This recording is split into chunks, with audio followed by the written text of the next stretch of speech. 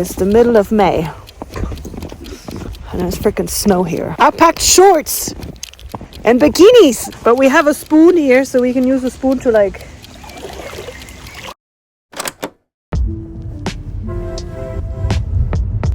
$5:30 in the morning.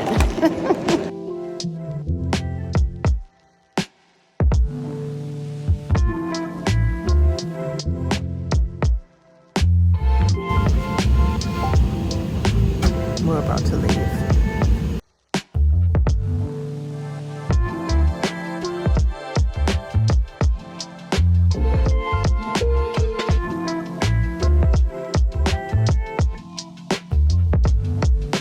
Switzerland is a very like orderly country, but people pushed me aside to get on the escalator and pushed me aside to get through the gate or the passport control quicker. It's like 9 in the morning. Okay. I'm waiting for my friend. She is running late, but that's okay. UK time is 8 a.m. and Switzerland time is like 9 or 9:30. So I'm hungry. We are, I believe, day 10 in the challenge. Today's challenge is, I don't know, getting up early was definitely part of the challenge. You do a bit of YouTube because I'm super behind. Like, I'm very sorry, guys. I've uploaded 2 episodes so far, but I'm still in the middle of moving. So, and I really tried to like record myself, but I also thought, okay, if I had recorded myself the whole time, then you would have had 7 episodes of me just packing up my things. And it's literally just me packing. So I thought, okay, this is boring. Today's challenge could be to see beyond your horizon. That could be a good option. Looking beyond your horizon.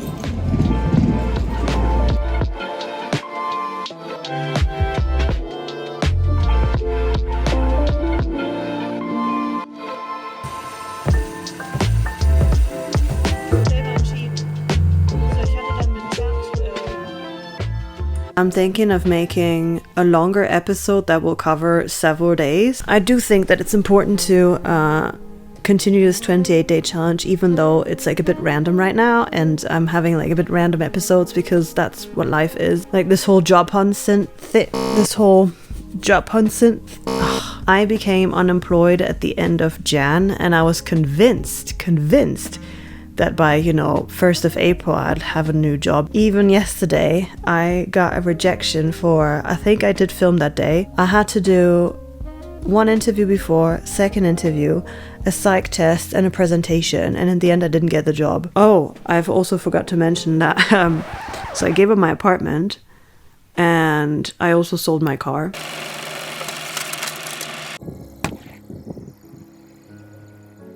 Time has come, unfortunately, to sell the car. She's being inspected right now. It just doesn't make any sense to keep her and keep paying insurance on it and road tax and all of that when it's super expensive and I don't drive for that much. Yeah, I'm gonna miss her, but it's gonna be okay.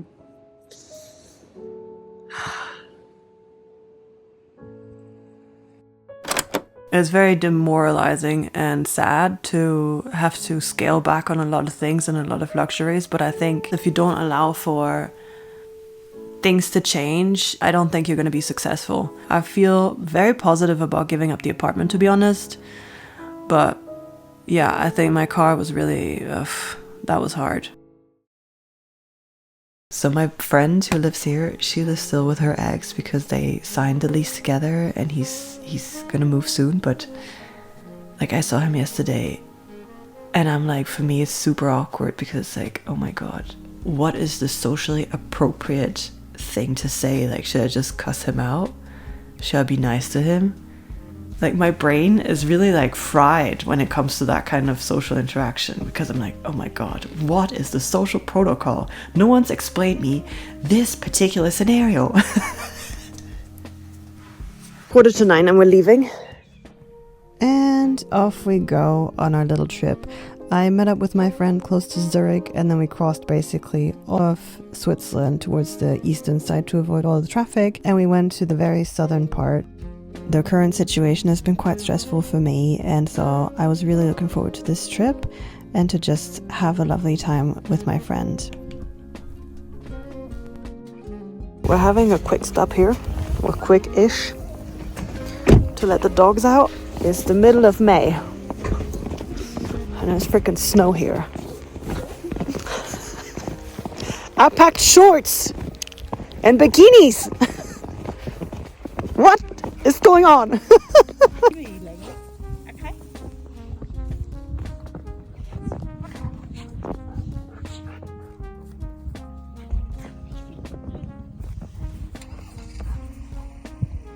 It's very uneven terrain, and no one's walked here before, so you can't see. You can't see any of the terrain, so you don't know. Is there a hole? Is there a rock? Is there, lots of snow? Is there? I packed for very summer, nice weather. Yes, summer, nice, calm weather, whatever. Bikinis and shorts and stuff, and it is snowing.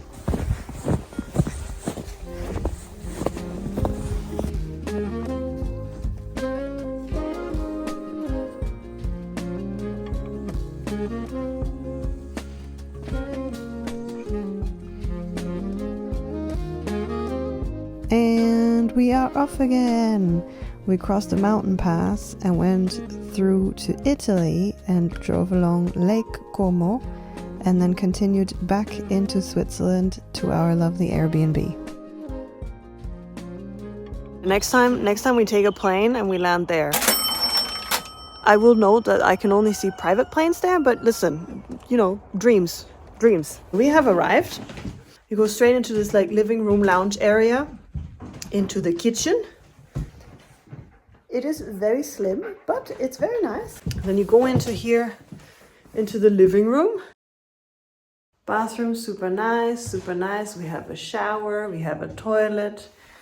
Very cool. And here, look at this lovely, lovely view. Hast du es hinbekommen?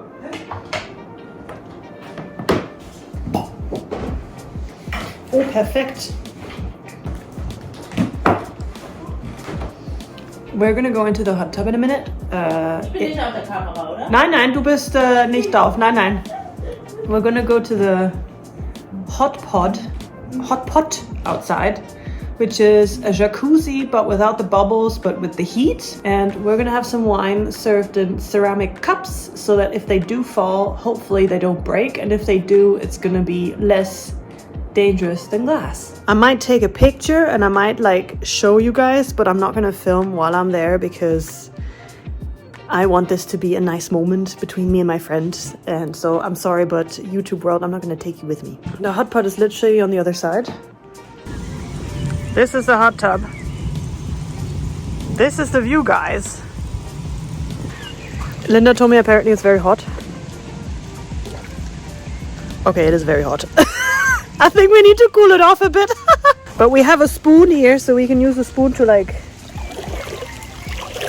look at this idyllic place. Don't you want to come here? Oh, look at this. Wow. Oh, das ist nur ein bisschen Wärme. That's okay.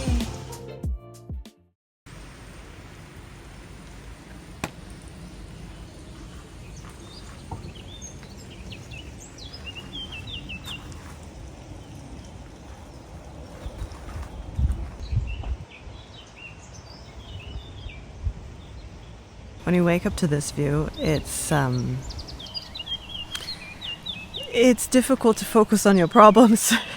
I started YouTube because I wanted to be creative and all of that, but I was very quickly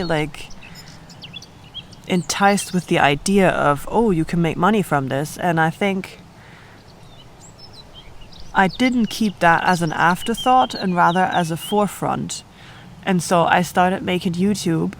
Not for the money, because then the style will be very different, but I tried to stick to a schedule and I tried to force myself to be creative in order to pump out videos, in order to gain subscribers, gain importance, become, a YouTube partner, whatever the program is called, and then get sponsorship and stuff. I think I was more focused on the money that could come from YouTube and could come from creativity, and that could support my other creative endeavors, for example, my writing. But to be honest, I'm a writer before I'm a YouTuber, and I haven't written a single word in like 5 months because I've prioritized YouTube, and not because I wanted to make kick-ass videos. I prioritize YouTube to become monetized. I think I started seeing YouTube more as an opportunity to make money rather than a creative outlet. I think I need to get back to writing, and I think YouTube needs to be a documentation of my life and a creative outlet and a storytelling platform, not something that I'm trying to push to monetize. And that means that the video style is also inevitably going to change. I also think I need to film certain things of my life, but I also need to be a bit more protective of other aspects of my life. Yesterday I was like filming for the hot pot, and I said on camera, yeah, I'm not going to film while we're in it because I want that moment to be private. And she was like, yeah, because you need to put the camera down. So I'm like, oh, damn, have I been filming too much? She's okay with me filming, and you know, she's also okay with her dogs being on camera and her being on camera. But it's also like right now when I look outside, I want to experience being outside and just being in the silence and watching nature. I don't want to always be thinking about, okay, I need to film this angle, that angle. Should I do a time lapse? Should I do this? Should I be speaking here? Should I be doing this? I really didn't think this challenge was going to turn out this way. This is so strange.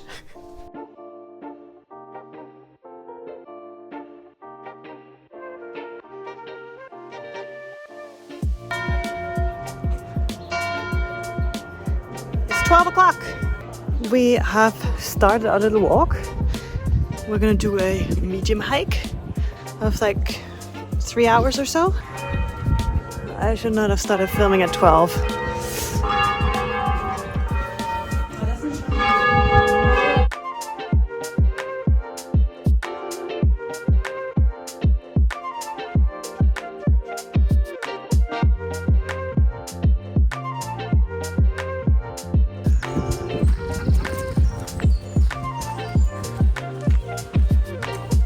This trail is so cool. Like, we're very deep in the forest, it feels. It's just lost in nature. I am very surprised though. So you can hear a lot of birds and the stream somewhere down in the bottom. But there's like no insects. Huh? No insects. Yeah, you can hear the birds, but not the insects. What is happening? Hast du da schon auch Dinge, die da... Ja, aber nicht so viel wie normal, oder? Also ich finde, es ist ein bisschen dünn. Okay, we are debating whether or not the population of insects is sufficient. I say no. I'm not saying it's sufficient. Ich sage, es hat. Yeah, okay. So Linda is saying there are some, so that's it. And I'm saying it is still not enough.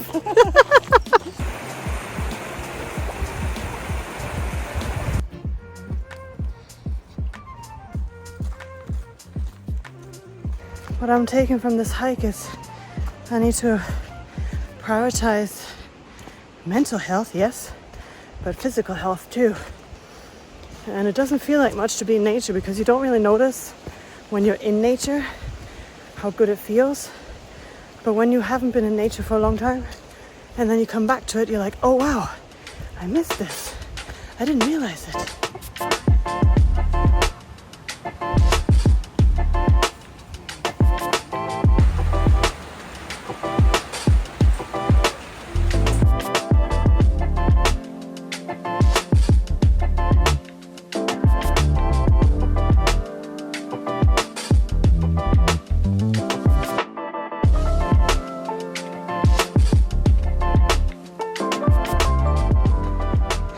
Little update. We have apparently 35 minutes left. It was a lot of up and now it's a very steep down, and I'm not looking at the camera because the path is sort of semi-safe and the stones are a bit sometimes a bit loose, sometimes a bit too, how do you call it, not very good for gripping. And I have a bad knee, but it is exciting to be here. I mean, we are just lost in mountain nature. So there was a house on that side. Yeah, you can't see it, but look at this. We're in the jungle. Completely lost. Oh, completely lost in the jungle. We are here cleaning up the house. Linda is doing the kitchen. I've done the beds upstairs in the bathroom. The doggies are waiting very patiently for us to leave. Look at this great place again. Yesterday I felt very uneasy and like restless and fidgety in the morning when I was just sitting here and having breakfast. I've really tried to enjoy being out here in nature, but I kept either recording or going on Instagram or TikTok, or just like I had to do stuff all the time. And I noticed that was quite debilitating yesterday. Today was better. When you're living in a city, you're always like connected and you're always messaging people, emailing and all of that. And it's, to an extent, you know, I also choose to be online a lot because of what I do. But I also think it's important for me to take time where I force myself to switch off.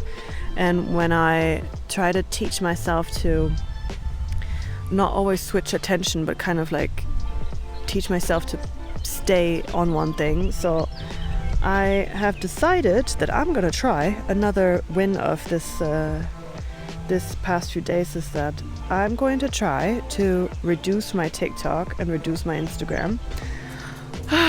We're saying goodbye to this lovely place. Bye bye. Bye bye.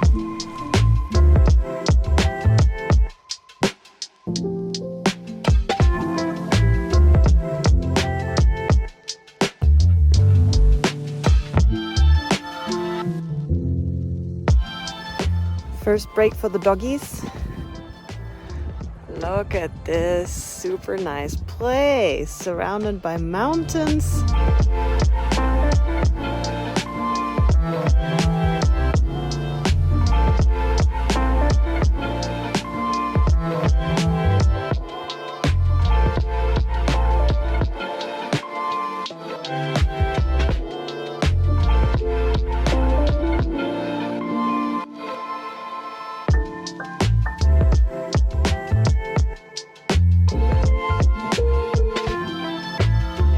We are mid-May and we're literally on our own. So if you want to go into the mountains and be a bit lost and have a bit of a holiday, reconnecting with nature, being not surrounded by too many people, then San Bernardino is really a little gem. I'm looking for sponsorship. So San Bernardino, if you would like to sponsor, I will definitely come back here.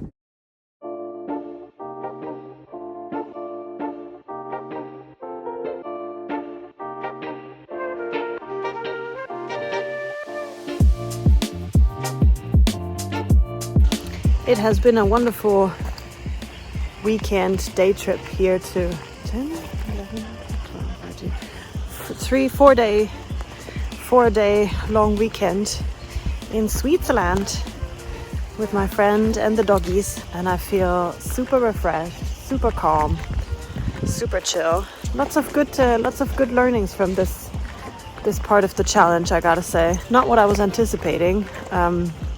I was supposed to have finished the challenge by now, but yeah, things got in the way with the move and everything, and sometimes you have plans and your plans change and you can't really, you can't force things. You just have to go with it and decide, okay, how am I going to adapt to this, and just, yeah, how am I going to make it work? And we're back at the airport and I'm on my way to my gate. Do you remember how I said that when I arrived here, I was queuing and people just went in front of me? Well, this time for the escalator, I was queuing and this guy literally pushed me away and I froze. I should have told him to f*** off. And I didn't, and now I'm upset with myself.